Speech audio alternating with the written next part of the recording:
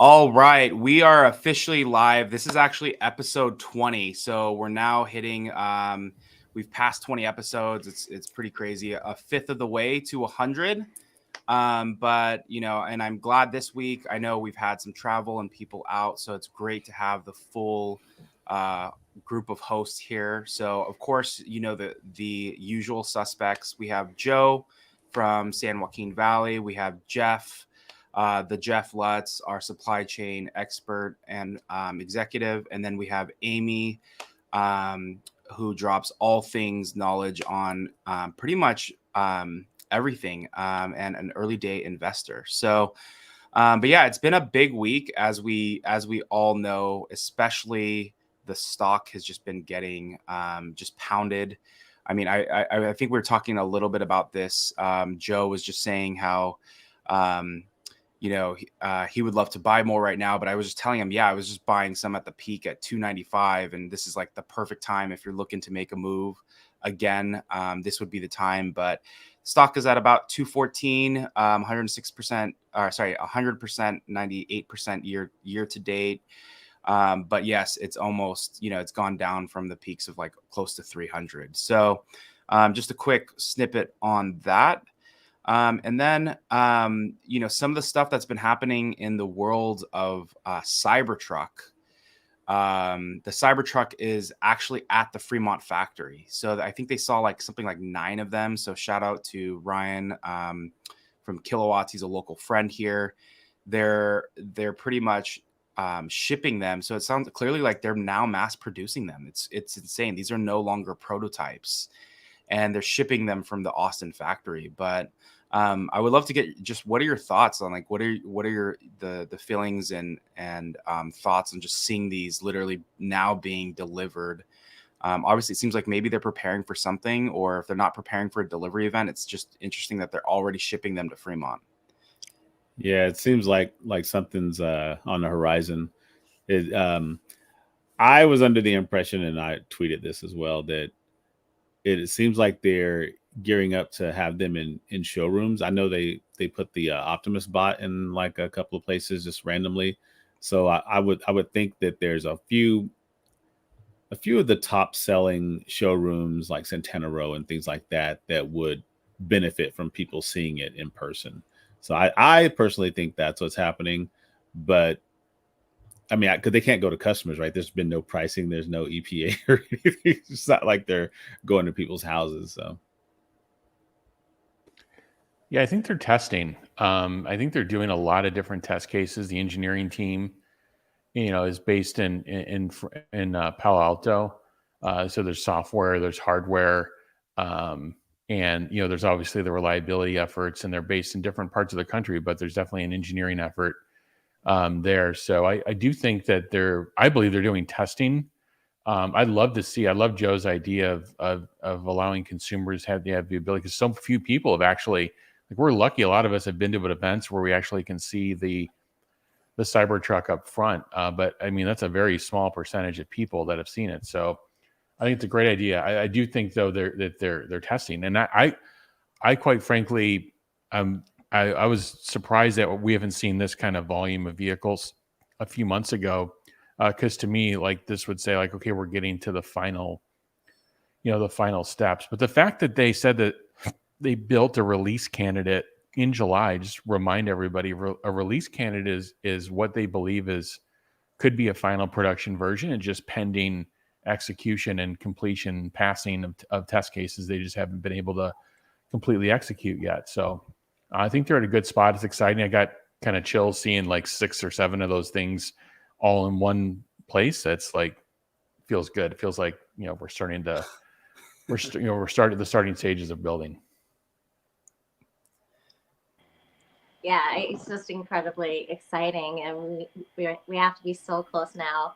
I just really want to hear the date of the delivery event at this point. I think it's even if it were 4 weeks away, just like give us an actual date and start sending out the invites of the people that are gonna get their Cybertruck, and let people actually have some real information.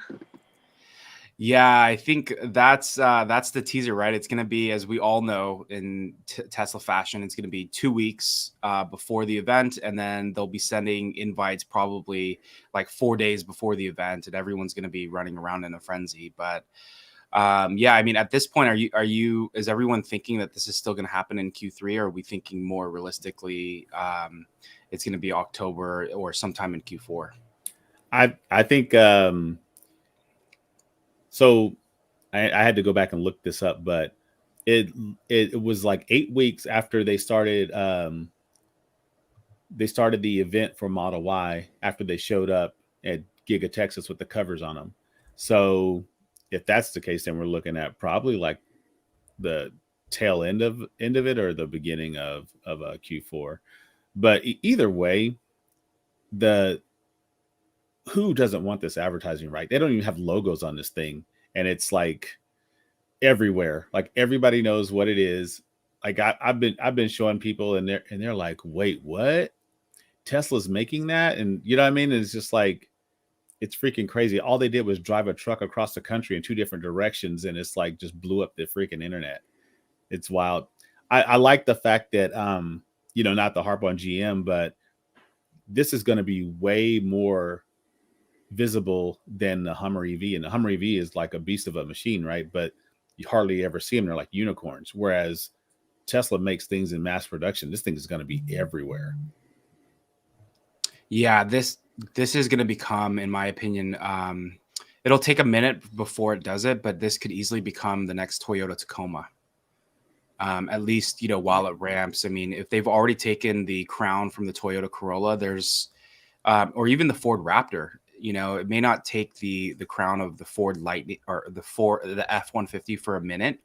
But as far as like the niche of like the Ford Raptor and the Toyota Tacoma, which is obviously a pretty populated car, I could see that happening. Can I give you kind of a theory of what I think could be happening? Do it. And again, it's coming from my background of managing a large scale like new product launch, as well as being chief quality officer of a company. And there was a prior comms from Tesla about the event. We'll have an event in Q3, and then in the earnings call, it was, we're shipping this thing this year.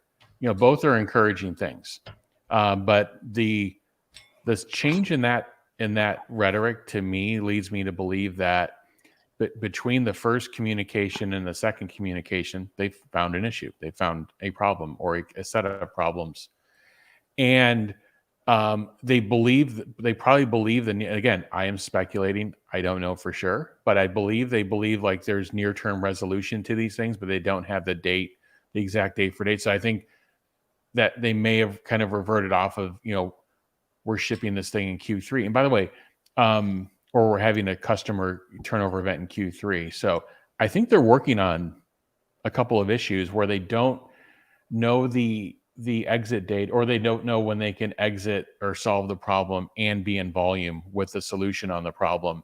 Again, I'm purely speculating, but just the change in that rhetoric would lead me to believe that. And then the fact that we're in the third week of August. I think they usually give, I want to say, 4 or 5 weeks notice for an event. So it maybe it comes out today. That would be awesome. And it still could be in Q3. They could have had a problem, like I said, between the first com, the second com, they had a problem. Said, oh, let's just say we're shipping it this year, and then between now and then, they may have solved the problem and said, oh, guess what? We're going to still do it in Q3. I don't know, but there's certainly there's something there. There's some issues they're definitely working. And again, every product that launches pre-launch, especially when you're doing new category, new form factor, all the newness in this product, you usually have a set of issues you're working through. And one thing I personally would say is, just like the Plaid, when the Plaid launched, how much has that changed within the first 6 months? The badging was changing. Again, certain features were changing, even upgrades. Like I think the original buyers were able to go get upgrades on a couple of things. So it's just one of those things where, people need to realize if they get a Cybertruck in the first month or two, it's going to be potentially a decent amount different 6 months from now. That's just the reality. Yeah. And so, Every Tesla vehicle. Exactly, because they're getting to a point now, especially where they're testing things, and as you said, Jeff, if there's certain things that they're not completely worked out, there's a couple of kinks that they need to work out. They will be changing that on real time, on the fly, and they're not going to worry about what's already been put out. They're focused on what, they're going to continue to put out. That's always their focus. And, to the point where sometimes their left hand's not talking to the right hand, and they're deleting parts from the production, and they're not telling the people on the production line. So that's how quickly they're going to move here. But yeah, you're right. It could be, they could have solved it. And now what they're doing is they're going to, just potentially start shipping them out, because I think there was another 6 to 9 headed to like Arkansas and going somewhere else. So there's just been a lot of hype happening on this. It looks like Ross just joined as well here. But yeah, just to finish up on the Cybertruck stuff, it's pretty insane just to think that that we're getting this close. But let's our special guest. Oh, I'm special. I'm special today. Yeah, you are. How's it going, Ross? Morning. Pretty good for middle of summer. Hurricane LA coming. Hurricane Hillary. Hammering the wood planks on my windows, and isn't that what you're supposed to do? Oh yeah, to Santa Ana. Is it? Oh man, It's approaching. Is it approaching today, Ross? Well, they've been telling me that climate change is bullcrap, and every time I tweet that climate change is like a real thing, everybody's like, Ross, you're just a lib and whatever. And I'm like, dude, I'm just telling you, I used to go to Lahaina like every year as a kid, and it's gone. Like, if you're going to tell me that that's normal, I'm sorry, but like, that's a huge loss. Like, people, a lot of people don't go to Hawaii all the time. They don't really understand the significance of an entire city being wiped out by fire. It happened in Northern California a couple of years ago, and it was Pacific Gas and Electric's fault in that case. And a whole town was just burned up, and people died. Like, a lot of people died. And, what we're doing is such a bigger thing than, and this is why I participate in all this stuff, because I got clients calling, I trade, billions of dollars in the stock market, but I participate because my first goal in life is to see Earth survive for my children, and have a life that, is normal, not, severely impacted by weather. So what we're doing is so big. And you were talking about the Cybertruck, and I posted a video. Somebody had this video of the Cybertruck driving around. I think it was 2 days ago, and I like fell over. I was so excited. I was like, dude, if I have to drive this Plaid one more day, it's so it's so bad. Oh, the struggle. The struggle. I was like, if I don't get a Cybertruck soon, I'm going to freak out. And then my partner gets this i7. So he's pimping this i7, and he's like, look at how sweet this is. And it's sweet. And I can't even, I can talk shit about the Taycan because it's a piece of crap. But like, this was like a good car. I was like, shit, he's got a fucking dope i7. I need a Cybertruck like now, So then this video comes out, and I'm like, dude, this thing is going to be the most impactful vehicle released since the Model S for sure. Like, I think people, they talk all this smack, but when these things are on the road, right. I mean, they're going to sell every one of these over and over and over again. So I'm excited. I think this is a good time for Tesla shareholders to sort of like take a deep breath and understand the stock is very expensive, and it's done very well. We're about to start a new stage, but it takes time for these things to play out. And you just don't know when that day is that the mood changes and the stock goes up 100 points. You can go crazy. Everybody like bangs on you for short-term performance and stuff like that. Gordon's like, you've done so shitty in the last year and a half. And I go, well, Tesla was 400 then, and it's 220 now. So the fact, I'm up at all would be nice, But, when you look at it, when you zoom out, I'm like, I bought Tesla at $3. So, you can say what you want, but I'm rebuilding my house in the Palisades thanks to Tesla, Gordon, sorry, buddy. So, there's a very exciting time, I think, for Tesla shareholders, even though the stock hasn't performed and we've had a lot of issues with Elon. I think if you kind of zoom out, like, everything's on track, and, it just takes time to do these things. Yeah, no. Well, thank you for first off, thank you for joining. Thank you for also just giving us your perspective. Yeah, I think we were just talking about the excitement that's kind of rolling through. I think there was some footage the other day of the Cybertrucks actually being at the Fremont factory. So now they're just being shipped to various places of the nation coming from Austin. So there's some going, I think, even through Arkansas. There's some, we've seen 9 that were on flatbed trucks coming out. Yeah, here. so they're definitely coming off an assembly line somewhere. Exactly. Yeah. Yep. I mean, I still think that the big challenge is the next couple months for them, because like scaling from like, I don't know, a vehicle a day to like, I don't know, 20 a day or whatever their goals are, it just gets super complicated. And we're seeing the same thing at Apple right now with Vision Pro, where Vision Pro is like their game changer product, but now they're trying to scale it, and it's like really hard to scale because it's super good tech. But it's like when you have super good tech, which Elon always is like pushes the limit on like what tech he can put in a new car. And that's why I bought the Plaid. Like when you drive a Plaid, you can see like there's tech in here that was well before what Y got, because I have a Model Y too. And then Y gets it, and so with Cybertruck, I think what he's really trying to do is like have this leap up in lots of technology, including charging and battery tech, which is, I think, another challenge that they're facing right now in scaling their new battery tech, which is probably one of the most important parts of Tesla. And so when you get this Cybertruck scaled, it then just like digs the moat deeper, because it's not a Ford F-150 Lightning. It's just not the same thing. And comparing them apples to apples doesn't make sense, not technologically. And Rivian's doing really well here in California. We're seeing a lot of Rivians, and the car is doing well. Like it's performing well. We're not seeing problems with them like Lucid, and people love them. And I'm seeing a lot of Tesla owners now with a Tesla and a Rivian. It's funny. That's like the new thing in the West Side, is like you have a Tesla and a Rivian. So Cybertruck needs to get out there, because we do have competitors in trucks, and I think once the Cybertruck's out, it's like, boy, people get excited. I would love to push back on you, Ross, because I don't think the Cybertruck is actually a truck. It's not a truck. You know what I mean? I think it creates its own segment in that regard, like how Jeep does. I really don't think it has any competition. You know what I mean? So yeah, but it's meant to serve a market, though. That's why I call it a truck. And like, no, I know, I just messing with you. No, and I think it's more like a military vehicle or some sort of space vehicle. Like I see it like being on Starship and landing on Mars, and the Cybertruck like driving on the moon. That's the way I see it, and I think that's Elon's vision of it. It's like, this is more than a truck. It's like, if you want a truck, just buy a Lightning.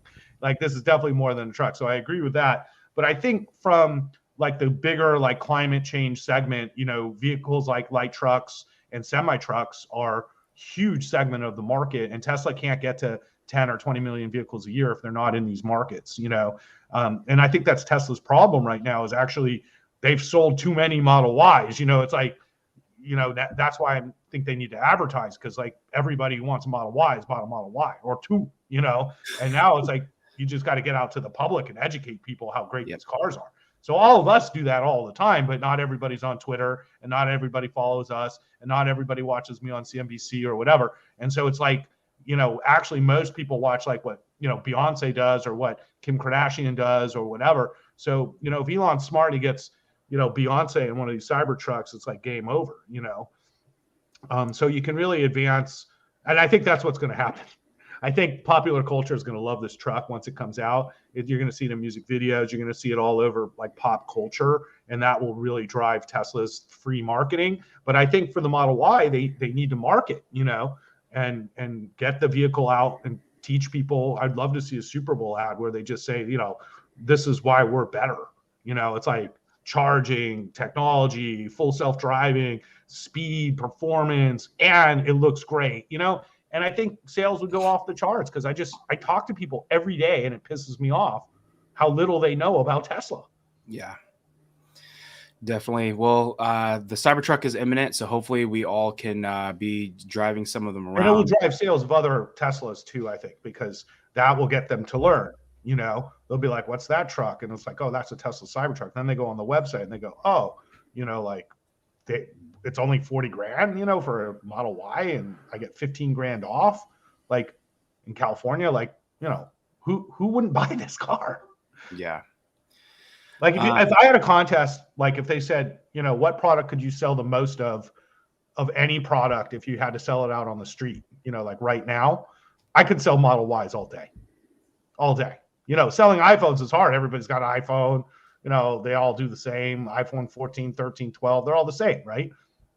But if you go out on the street, even still in LA, there's tons of crappy ICE cars. And you say, why are you driving a crappy ICE car? And I go, oh, I can't afford an EV. And they go, what are you talking about? Yeah. It's like, you can afford an EV, and they just don't believe you. And then you show them and they go, oh my God. And they buy a Model Y. Yep. In about 4 months that the IRA credit goes to point of sale too. It's imminent. So people are going to actually be able to drive. Jeez. They're going to be able to drive away with their lower, monthly payment. Yeah. I mean, look, once again, I've been driving Teslas for years, and like, even when I pay for the supercharger, I kind of feel weird that I even paid something, because it's like, I charge at home and I like can't tell the difference on my electric bill. It's just like, I don't use a lot of electricity. So, I can charge at home all day and I feel like it's free. So it's like when I go to supercharger, it charges me $20. I'm like, oh, it cost me $20 to fill up today, and I feel weird paying for it. And like, people drive ICE cars don't even know that, because they have to like drive every week and spend $100+ filling up. And you just like forget that you even pay anything for energy. And, I've been looking at, because I'm redoing my house, at putting Tesla solar on, and I just bought these 2 heat pumps. I'm buying heat pumps for my house so that it'll be all electric heating and cooling. And you get all these benefits through the IRA to do this, including buying electric vehicles. But like, if you put in Tesla solar, see, the problem is that I have too many trees around my house, which is a great problem. So I don't get enough sun. But assuming I did, I could run Tesla solar, and what they're telling me, let's say, it would cost me $400 or $500 a month, which is what I pay for energy anyways.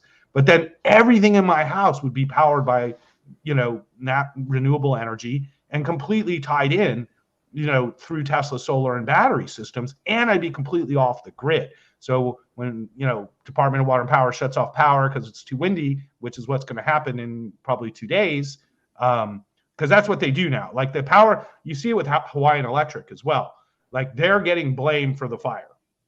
And it's kind of their fault, but it's also not, because like transmission lines go down, and the only other solution is turning them all off. And so if they turn them all off, then people don't have their air conditioning units. They don't have power. And when you don't have power, you don't have internet. You don't have internet, you can't work, And so they don't want to turn everything off. But that's what they do in Northern California now, because they got sued into oblivion over that fire. Fire.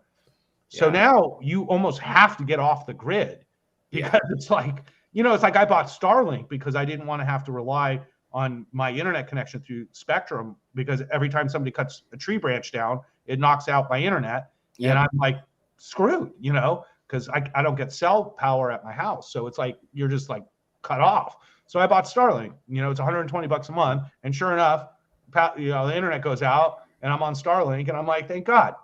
What's $120 a month to have backup internet, in this day and age? So you think about a product like Starlink and how great it is. And then you look at Tesla solar and getting off the grid, it's like almost a must. Yeah, you're pretty much off the grid at that point. Yeah. I want to switch the topic into Tesla COGS. I'm going to pitch this to Jeff to just open up the slide, and then we can kind of just go around. But Jeff, can you just open us up with this? Yeah, thanks. This is just kind of a little bit proactive and a little bit reactionary to the Tesla made a couple of pricing changes over the last couple of days. And I think, there's just general market reaction to when pricing changes on Tesla, even though, pricing changes all the time between auto manufacturers and the dealer network. We don't see it, but let's just get into like, what does it mean for Tesla?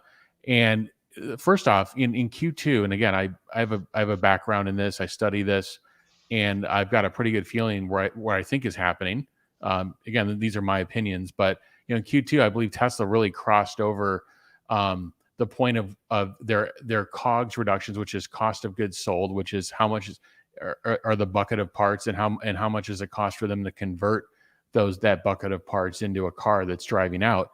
And I believe that their COGS decline, their ability to reduce their COGS, actually crossed over with the aggressive MSRP reductions they're doing in the company. And that's why you saw, gross margins come about within 1% in Q2. I sent a tweet out about it. Elon liked it. Basically, it was somewhat congratulatory, but also just basically stating, I believe that, basically that they were more equivalent in Q2 versus Q1. Q1 of this year, very aggressive MSRP declines. No way were they going to be able to catch up on the COGS side, but in Q2, I believe they did. And then you saw what happened this week. So 18% of the China volume, there were 2 variants in China that they basically took $1,900 off of. So 18% of China volume is 6% of global volume. So if you take $1,900 off of 6% of global volume, it's like 100 and whatever, $18 a car, whatever the number is. It's a small number. And I don't think people think in that way. I think they see, almost $2,000 and then just like, oh my God, every Tesla is $2,000 cheaper. That's not actually what happened. It's just about $100, about $115. I think Tesla's driving 20 to 30 times that in COGS actions every quarter. Now, are they going to get all 20 to 30 times that number? No. But I believe that they've got a list of actions from their engineers, from their supply chain meaning inbound componentry, and then they've got a list of action from Tom Zhu and the Gigafactories. They put all those actions together, and they're driving significant COGS reductions, whether it's increasing utilization in Berlin, Austin, or whether it's substituting parts on the line, whether it's going just when companies build this kind of volume, they go to their supply base every quarter and say, look, I pulled this much material from you last quarter. I'm pulling this much next quarter. And this is what I'm doing this quarter. Like, you're doing great. How are are your yields improving? Is your labor improving? Like, how about giving me a cost reduction? So this Q on Q, we in the industry call it Q on Q cost decline. They're going to their suppliers every quarter and asking for that. And the industry average is about 1% to 2%. And it should be much higher actually coming out of COVID, to be honest with you. So what does all this mean? I was just trying to put the cost reductions in context. It's just over $100 per car if you extrapolate it across the whole population of what they ship in a quarter. And I believe they're driving 20 to 30 times that. Now in Q3, I think it's going to be a little bit tricky because the factories are coming down. When the factories come down for a short period of time, you get hit on utilization and your fixed costs go up a little bit. So, and then you're also shipping. I think they're going to drain through that inventory coming out of Q2.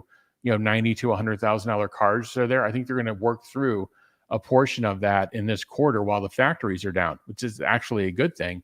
Improves working capital. So, but those cars were built the quarter before, so they're not going to experience new COGS decline. So, I think Q3 is going to be a little bit tricky.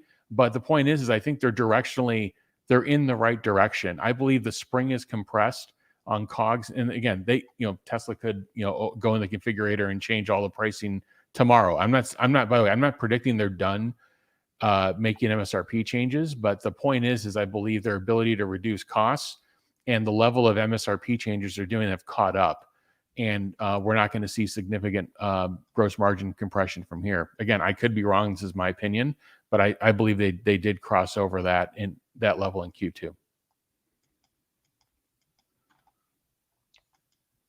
I don't know if the context is helpful. If there's any questions or on this data, which I somewhat agree with. Like obviously across the supply chains now, you can look at the lithium companies, for example. They've all been hammered. The cost of buying supplies and maybe labor as well is certainly decreased. I think would benefit Tesla greatly to decide on a margin and make that publicly known so that cost decreases aren't perceived as margin compression, because that's what's hurting the stock. And I don't think that they're lowering prices right now because of margin compression. I do think because there's such incremental price changes, it's got to be cost of goods sold, right? So if I can save $1,000 on a car, it's worth it for Tesla to lower the price by $1,000. But they need to make it very clear that there's no margin compression here. And then people like me, because honestly, I look at price cuts as negative at this point because there's no communication about it. And so the perception, because Elon said oh, I lower price based off supply and demand each day. I look at how many cars we got, how many we sold, and then we make adjustments. So the perception is that if prices go down, it's because of demand. But that might not be the reality. And I agree with your analysis that it's probably not the reality. But they're not making that clear to the public or to investors that Correct. we're going to maintain a 20% automotive gross margin. And I think Tesla should just do that. And, just make it clear to everybody. And we're going to pass on all cost efficiencies, and we're going to get lots of cost efficiency over the next year as they continue to scale Berlin and Austin. And they should just make it clear to people they're passing that on. And then the investors will look at it as a positive instead of a negative. And that's what I think the problem is. So I think you're right. It's hard to call the one number. I know they said they're aiming for 20%, or they're starting to look more at operating margins, which also, they're under compression. If I could be constructive on Tesla for a bit, I think they're doing so much on the COGS side, but if you look at the content of the earnings call and the number of spoken lines about what they're doing on cost reductions, it was underserved versus like the importance that is placed on in terms of their margins. I think they're doing so much. I think they could say a lot more about it. And I think they can put these things into a little bit better context. But I think what the leadership team there is also kind of hung up on is we have this macro economy. It's unpredictable. So they don't want to also make any claims. But I think what they could just shift the conversation to is like, we're really good at COGS reductions. Like, we're really good. And if you're talking about everything being deflationary, you're talking about China being deflationary, if you're talking about you're worried about the US becoming deflationary, and you're really good at COGS reductions, I think you could talk more about COGS reductions. And I think that would shift the conversation of, okay, Tesla's really good at COGS reductions. And these MSRP declines went from 10 to 15, 12, 15% in Q1 to a little bit in Q2 and to just a very little bit right now. It's almost like it's like coming in for a soft landing. Yeah. And I, once again, I still think it's communication to people what the strategy is. And then people will be fine. If they say 19% is the number, then that's fine. But I think my gripe with them more than anything else is you wake up on a Monday and Zach Kirkhorn's gone. You wake up on a Tuesday, prices go down. You wake up on a Wednesday, Elon hates people or this or that. And, as an investor, institutional investors, most people consider me one of the more crazy, like institutional investors in the world. There's very few people, like when I go to a like Wall Street type thing, I'm like, not comfortable, like I don't fit in at all, and that's not my scene, but these people don't want volatility at all. They want Tim Cook, they want solid as a rock. They want CEOs that come out in their suits and, go home early and work 20, they don't work as hard as Elon, they're not as innovative as Elon, and I have to tell investors this almost every day, forget about what he's saying, forget about it. Okay. Like if Henry Ford had Twitter, oh my God, Ford would have been a disaster. I mean, imagine if Henry Ford, can you imagine if Steve Jobs had Twitter? We would look at Steve Jobs so differently if he was tweeting. That's for sure. So, I think, he creates a lot more noise than needs to be made, and it scares away investors. And they come back when they start seeing the fundamentals, when they see solid Elon, when they see focused Elon, they come back in a second. But when they see like Elon doing this and Elon doing that, it's like, I'll just own NVIDIA. Jensen isn't going to tweet anything. You know what I mean? And NVIDIA is doing really well. So, Amy, what do you think about the whole COGS pricing piece? Well, I think COGS are going to go down forever. I think COGS will go down forever for Tesla. I think their relentless focus on scale is unique to most companies that I've ever seen in my entire life. The first lesson I learned with Tesla, like a long time ago when I went to Fremont, was how screwed up Fremont was because they never planned to be as big as they were. And then when they opened Austin, they were like, we're not going to make that mistake. When they opened China, they said, we're not going to make that mistake. That was Jerome Guillion. And he said, we're just going to build massive factories for what we will be and not just keep incrementally growing like Fremont, And so like when you look at what they've accomplished, none of that is full. Like China's finally getting to its full potential, but Berlin and Austin are nowhere near their full they're completely inefficient operations. I was just there walking around seeing metal being thrown away and this and that. They're still trying to get battery 4680 right, tons of waste, lots of recycling being done, lots of guys working on lots of different things. And I'm sitting here thinking, what's this going to be like in 5 years? This is going to be insane. So cost of goods sold is going to go down forever in my mind, because they're so exactly relentlessly focused on scale and efficiency. And that's one thing that Elon, I don't care what you say about Elon, that's his genius. That's his genius right there. And it's definitely not like, he's not like the social, friendly man that everybody loves, but he's certainly the manufacturing genius of our time. I mean, by far. Amy and Joe, did you have any inputs on this topic? Just want to get them. Yeah, Amy's the smartest person here on Tesla. Come on, tell us something. Seriously. You're too quiet, Amy. When I listen to Amy, I'm like, I learn stuff. Ross, I want to say what a great job I think that you've been doing when you've been on CNBC or any of these TV shows. Like I always try and catch it. I think you're doing such an amazing job of getting people focused again on what matters, because the reality is that Tesla in the headlines will always sell. So even if Elon wasn't tweeting, there would be articles about Elon not tweeting and what's wrong with Elon and is he sick or is he like, or but SpaceX you today, are doing this amazing job of refocusing people on what matters. And I really appreciate that. And then I loved Jeff's perspective on the COGS reductions. I think that there's a little bit more going on here. And I think that that's why we're struggling with the communications right now.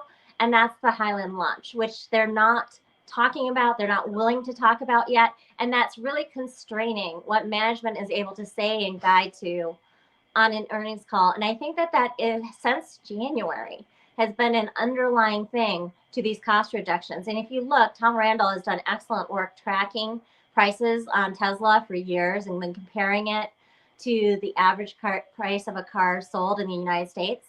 And it used to be that the Model Y sat at the Model 3, sat a couple $100 below the average price of a new car in the United States. If you look at it now, that's the Model Y.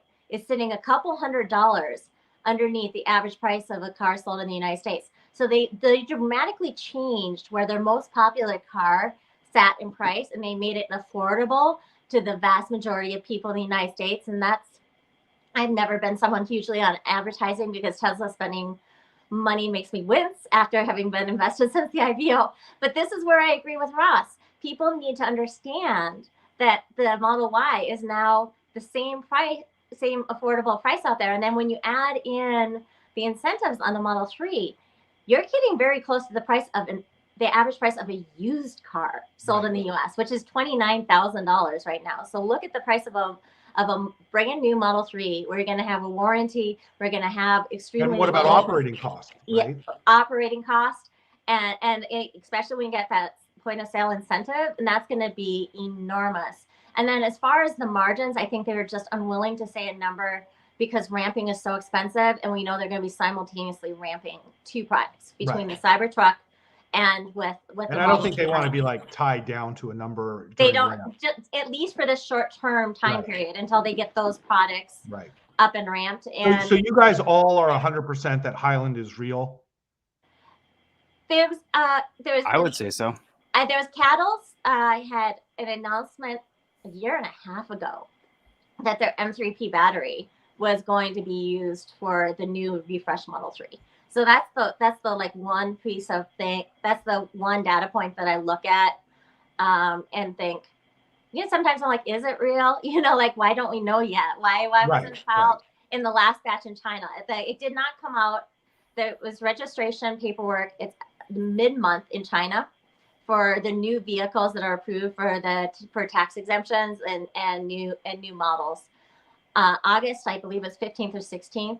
That batch came out. Tesla's Model 3 Highland wasn't on it. So now we're looking. The next thing is on September 15th, 16th, around that time period. So where did the name come from? Highland? Did somebody just make that up? Highland is a reference to Henry Ford's plant, where he tried to manufacture in a different way, and it's an internal code name. That somebody got for the from project. Tesla Yeah, somewhere. Yeah. exactly. Because like remember when we Omar were was working on hiding in the batteries, bushes it was somewhere in Operation Tesla. Roadrunner. So they do these internal code names in Tesla related to these projects, so that they're not talking, oh, Model 3 refresh, and someone overhears that's in the office. Right. Do you know the ratio of Model Y to Model 3 sales? Like, I think Model Y is substantially more than Model 3 in overall sales. And I think that Tesla's actually driving that. We know that Model Y actually costs less to produce than the Model 3 right now. And it's a more functional overall vehicle. Exactly. You know? So and that's what I'm saying, that I think that was one of the things that Tesla wasn't saying behind those price cuts, is that since January, they've been driving down to try and get Model Y to that affordable price point right around the average new car sale, which is a huge difference. When you can put your car priced at that price, and you're going, and we know that it's been Elon Musk's goal for a very long period of time to make Model Y the best-selling car in the world. He knows if you can maybe accomplish it if it's above the average price of a car, but if you have it set at that average price, you're definitively going to accomplish it. Now, the reason not to have done that before was the Model 3 cost more to produce. Then you're just cannibalizing your margins on the Model 3, because now your Model 3 has to cost less than your Model Y. Right. So unless you're bringing those cost of goods sold down on the Model 3, you're not able to really do much with the Model Y price, because all the products in your lineup need to make sense together. And that's the second part of what I think has been going on with pricing, because I do believe that at least overseas, we'll see what happens, because Fremont's a whole different animal on how they're going to produce Highland there. But I do believe at least overseas that the Model 3 is going to come in at least 10% lower in price than it is currently. Yeah, so Highland will also be about, having a simpler manufacturing process. A dramatically simpler. Yeah, that makes sense. I mean, that's Elon's genius, once again. Exactly. Dual casting, a structural battery pack. Right. I'm wondering when we get to see that new powertrain put in. It did appear on paperwork file for Model Y in Germany. There was a reference to a hairpin rear motor.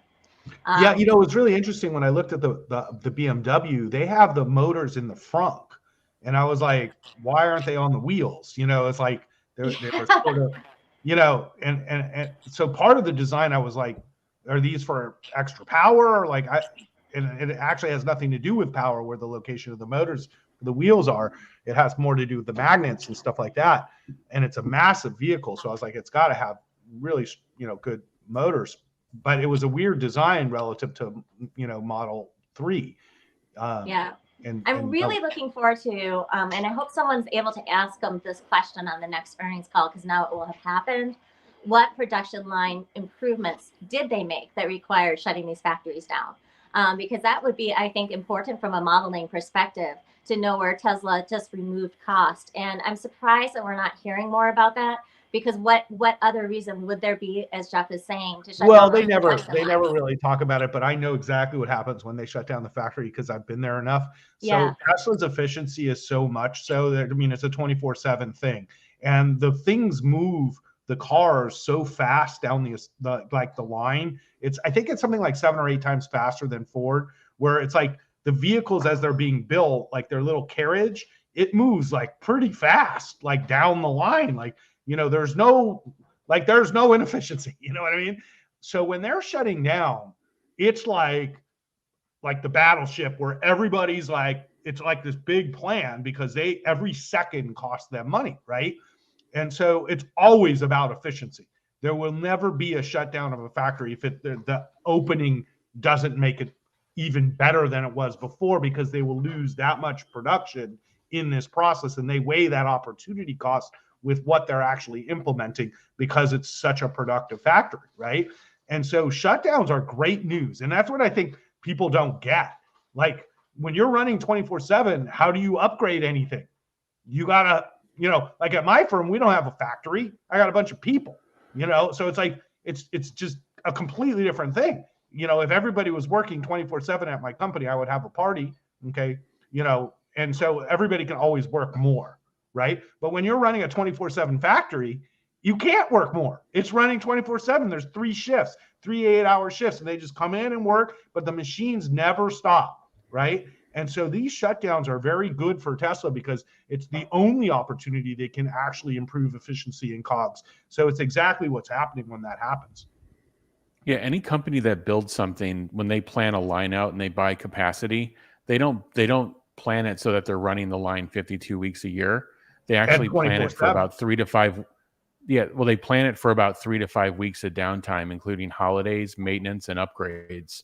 And like you said, when Tesla they come has out of that cycle, the factory line's more efficient and runs faster. It's better.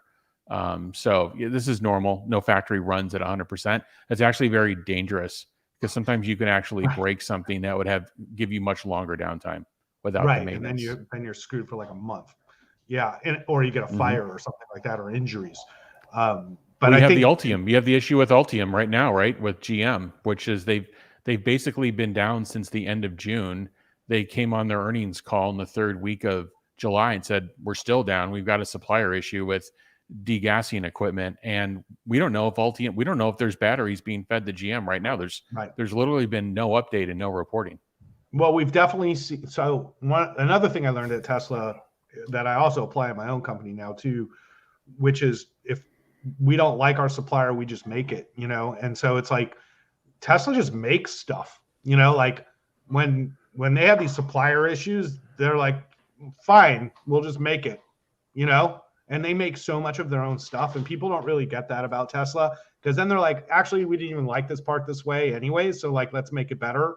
And then they'll make it better. It's kind of what they're doing with the 12-volt batteries in the Model Y and stuff that were always crappy. And, they've always been crappy in ICE cars and in Teslas. So they're like, let's make a new one, and like, well, really? Yeah. Well, it's a huge inefficiency that the little battery stops your Tesla. Right. And so they just make them.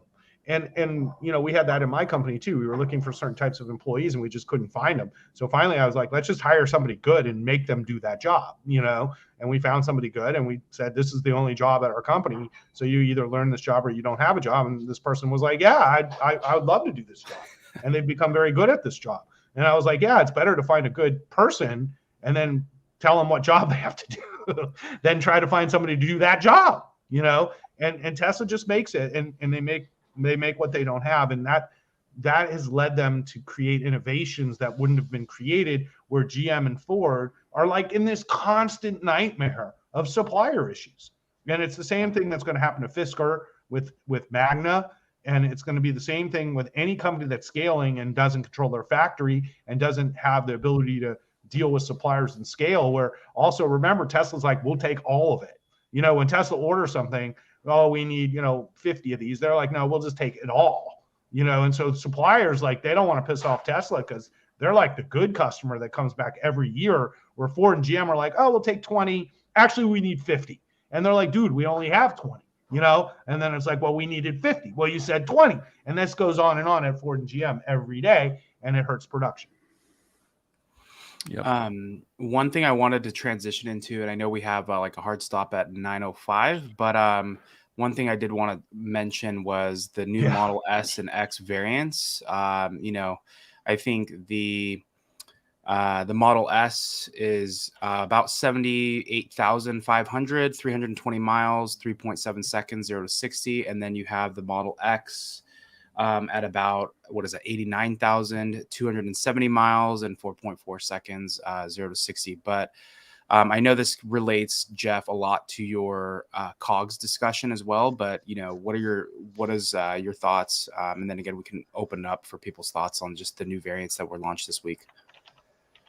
Yeah, I've studied this one a little bit. I'm not entirely sure.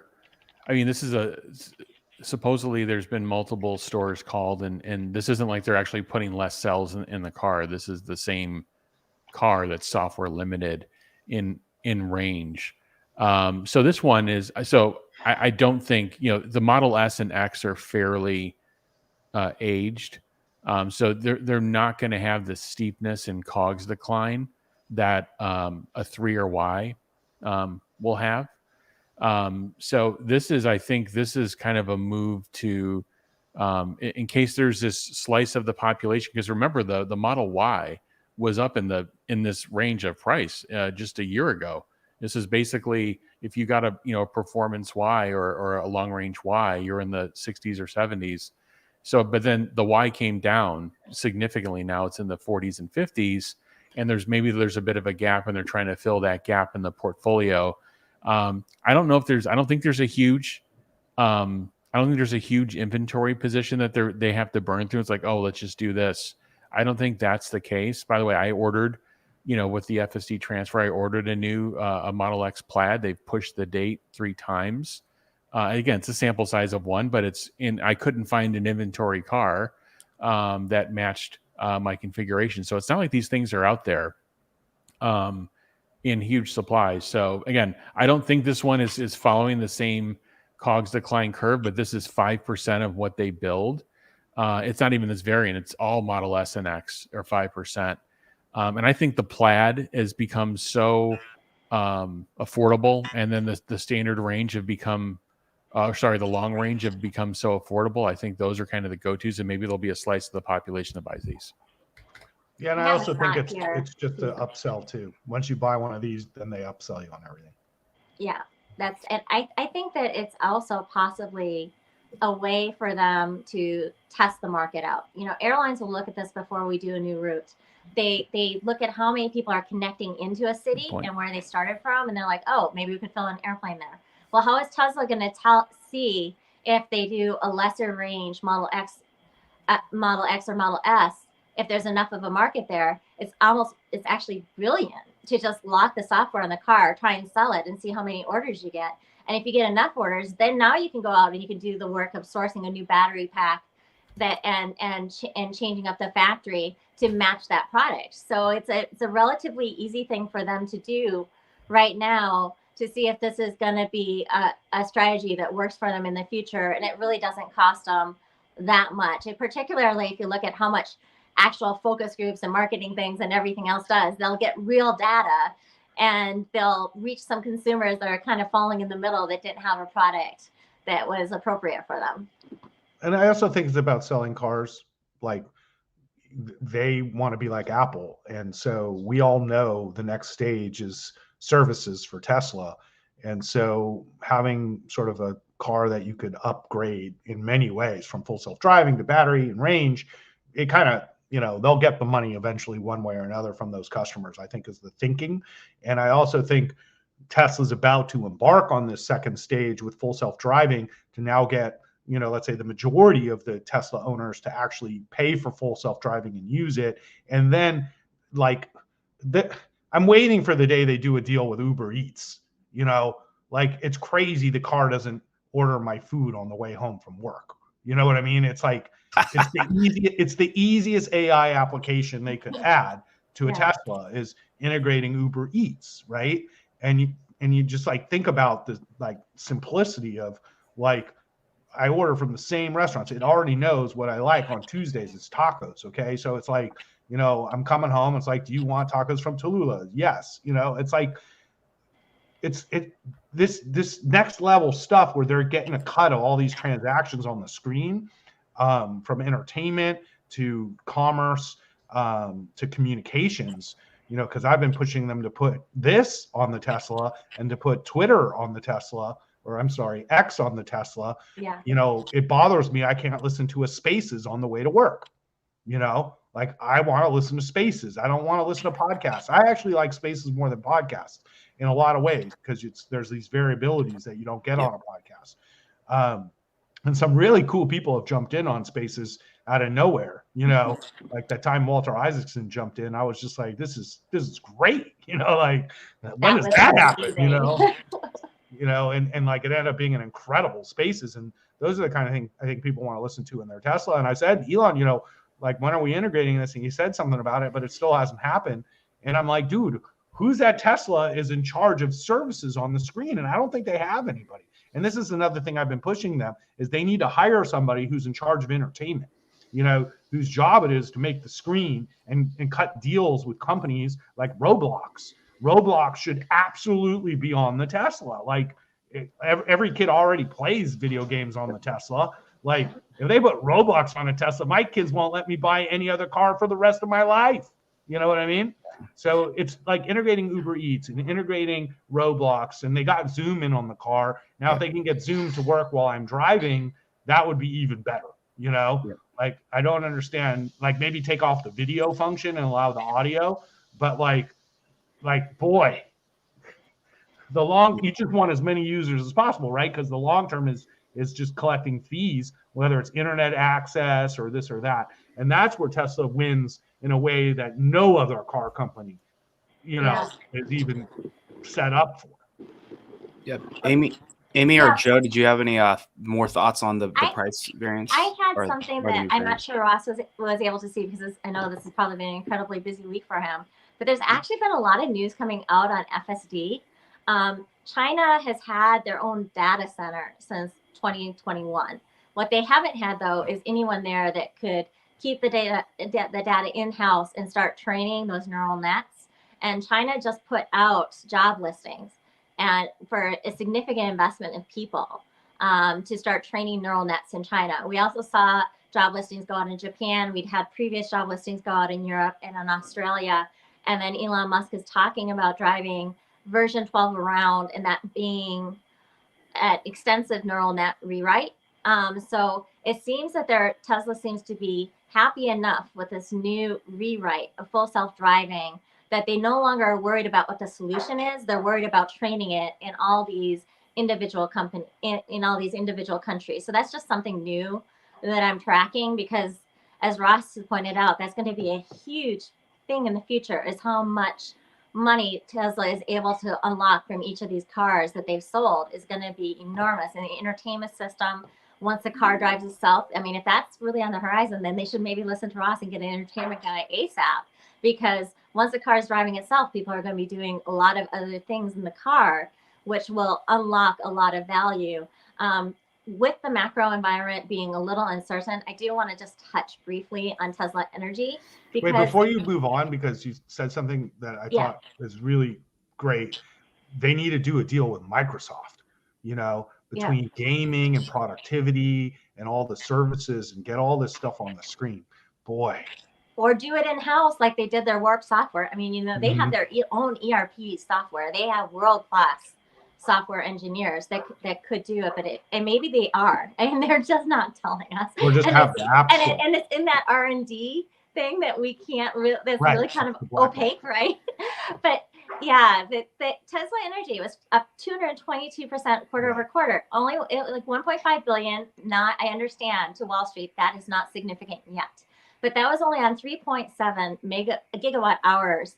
And when you have Lathrop with 40 gigawatt hours planned capacity, Shanghai, which has been approved and is supposed to actually come into production in 2024, so that's not that far away, at another 40 gigawatt hours, you're talking about a huge potential upside relatively quickly. And they have the order backlog there. And then I think that's why he's in Japan too. He wants more cells. Exactly, because Panasonic is there, and Panasonic had a 4680 line, production line in Japan, a test line. So they might also, and there had been rumors at one point that Tesla told with the IRA, Panasonic, just stop on the 4680, just give us as many 2170 cells as you can, because we're just going to need them. We're just need as much cells material in the US that qualifies. But we'll see what happens there. That's going to be really interesting. But as an airline pilot, over the pandemic, when we would stay at the Sheraton in Times Square, the employees would come to me and say, we love you guys so much. Without you, I would not have a job right now. So the number of hotel rooms that my airline booked in the hotel in good times was completely insignificant. But in bad times, it made the difference of that hotel being open or that hotel being closed. And that, in my mind, is how the energy business is going to function for Tesla going forward. Other car companies are still going to be completely at the whims of the macro. But as Tesla gets a steady revenue stream coming in from energy, which is still going to be in demand, and then the software and the services that they sell, the auto builder, the power hub, Sometimes they're selling these mega packs and they're doing a deferred capex on them, and they're taking a share of the auto bidder going forward. And then there's the service contracts that each one of these comes with. It's not that much money, but it starts to be significant in bad times because you know what's paying your bills, you know what's going to be paying your R&D. So I just think that that's a really good thing. And then services did about the same as what energy did. So like you were saying, Ross, there's a whole lot. Tesla as a company is just growing in many different directions now. Well, everybody like thinks about EVs, but you brought up, I think, the most exciting part of the company, which is actually storage, because it's a simpler product for them to build and they've already mastered it and they just scale it. But it's just raw cells that they need. But like when you look at what's happening in California and how effective it's been this summer in managing power, there's no utility in the world that can argue that they don't need these, So even if you're running a shitty coal utility, you can still fill up the battery and get efficiencies out of it. Cities save money versus having peaker plants when stuff surge. You look at Texas and just huge demands on the grid. It doesn't matter the source of energy. You can still use the batteries and it's efficient and profitable.